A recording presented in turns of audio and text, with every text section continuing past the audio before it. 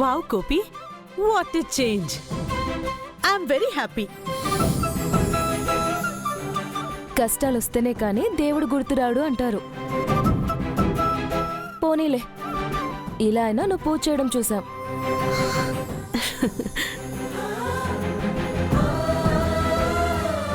ఇషిక, ఇన్నేళ్ల తర్వాత first time దేవుడికి పూజ చేసావు కదా, ఇప్పుడు నువ్వు ఏం కోరుకున్నా ఇచ్చేస్తాడులే. థ్యాంక్ యూ సో మచ్ బావగారు. హారతి తీసుకోండి. అన్నయ్య, నువ్వు కూడా గంగోదిన బాక్సింగ్ కాంపిటీషన్లో గెలవాలని మొక్కుకొని హారతి తీసుకో. ఇషిక పూజ వల్ల గంగోదిన ఖచ్చితంగా గెలుస్తుంది.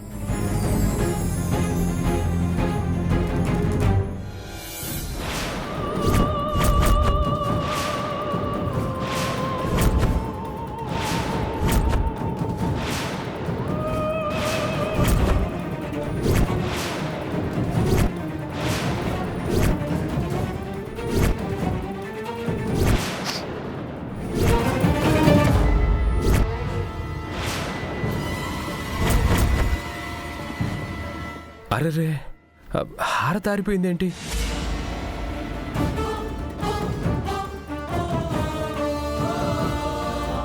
ఇలా జరగడం అపశకునం అంటారే. పైగా రుద్రబావ గంగ గురించి ఇలా మొక్కుకుంటుంటే ఇలా జరిగింది. గంగకి ఏమీ కాదు కదా.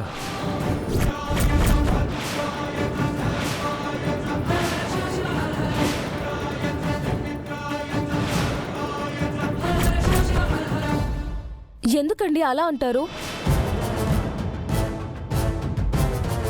ప్రీతి, నువ్వు అనవసరంగా కంగారు పడకు. ఇలాంటి సెంటిమెంట్స్ నేను పట్టించుకున్నాను, నీకు తెలుసు కదా.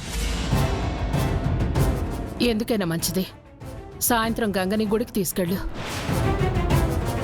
అసలే గంగకి దూకుడు ఎక్కువ, లేనిపోని గొడవలన్నీ నెత్తికి తెచ్చుకుంటుంది. జాగ్రత్తగా ప్రాక్టీస్ చేయమని చెప్పు. అలాగే పెద్దమ్మా. సరే అమ్మా, మరి అద్భుతంగా పూజ చేసావు. ప్రసాదమేది? అయ్యో, తీసుకొస్తాను మావయ్య గారు. పట్రా పట్రా. తీసుకొస్తాను.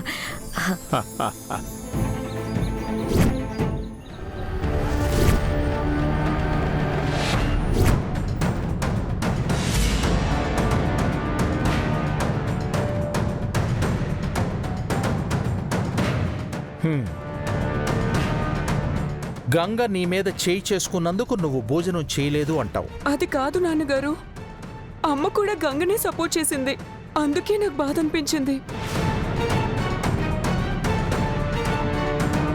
కూతురిగా నాకంటే కూడా ఆ గంగకే ఎక్కువ వాల్యూ ఇస్తుంది. అలా అంటావేంటి జయ? ఏ తల్లికైనా కన్నబిడ్డ మీద ప్రేమ మమకారం లేకుండా ఉంటాయా? నువ్వు చేసింది తప్పు అని చెప్పడం కూడా నీ మంచి కోసమే కదమ్మా.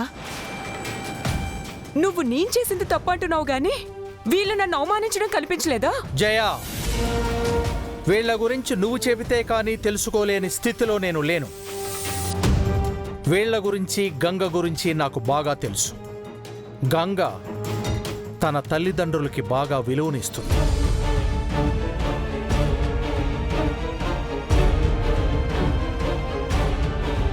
సో గంగ నీ మీద చేయి చేసుకుంది. నువ్వు చేసిన పనికి తనెంత బాధపడిందో గంగను నేను పూర్తిగా అర్థం చేసుకోగలను.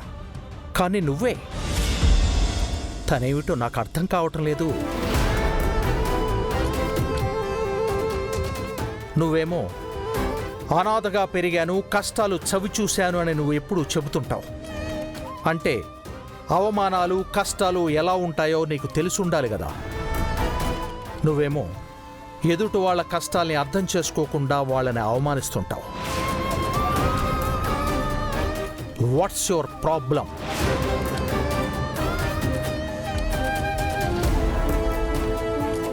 నువ్వు మాతో కలిసి ఉండాలనే ప్రయత్నం చేస్తున్నావా?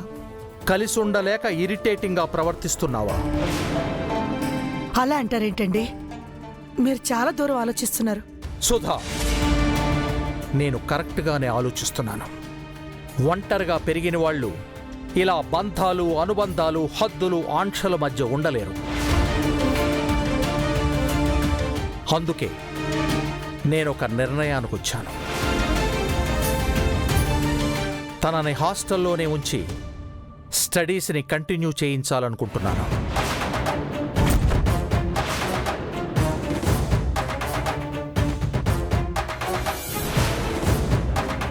అప్పుడు ఎలాంటి సమస్యలు ఉండవు. ఏం మాట్లాడుతున్నారండి?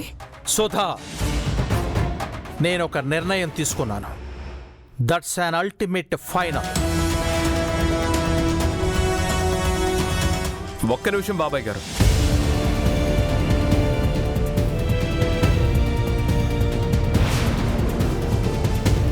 వీరు నువ్వు ఆ, నేను ఈ సైడ్ చిన్న పనుండి వచ్చాను పిన్ని గారు. అలాగే మిమ్మల్ని పలకరించి వెళ్దామని వచ్చాను. మీ డిస్కషన్ అంతా విన్నాను. ఒక ఫ్యామిలీ మెంబర్గా ఓ మాట చెప్తాను బాబాయ్ గారు. మీరు తీసుకున్న నిర్ణయం తప్పు.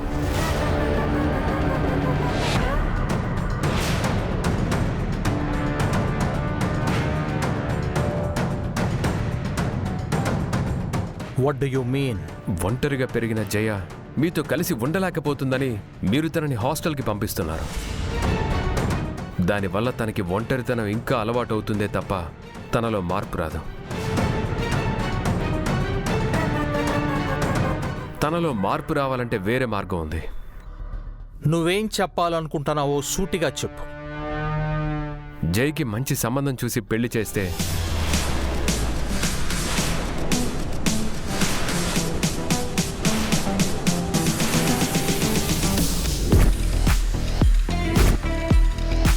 తన ప్రవర్తన, ఆలోచన విధానం అన్నీ మారతాయి. బాధ్యతగా వ్యవహరించడం అలవాటవుతుంది. దానికి అప్పుడే పెళ్ళేంటి వీరు? పిల్లలు ఎంత ఎదిగినా తల్లి కళ్ళకి చిన్నపిల్లలానే కనిపిస్తారు. నా ఉద్దేశం ఏంటంటే ఆడపిల్లన్న తర్వాత పెళ్లి చేసుకుని అత్తారింటికి వెళ్ళి బంధాల్ని కలుపుకోవాలి, అనుబంధాల్ని పెంచుకోవాలి.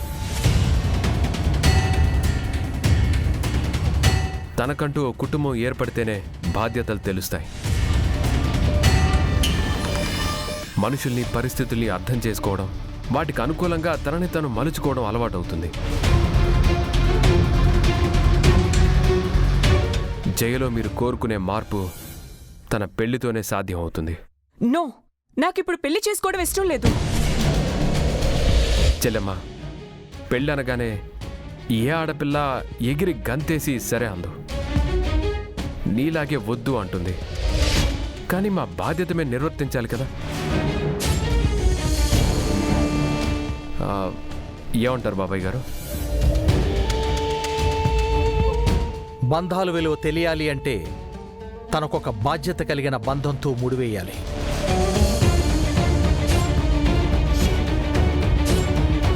రేపే మ్యారేజ్ బ్యూరో కన్సల్టెంట్తో మాట్లాడతాను.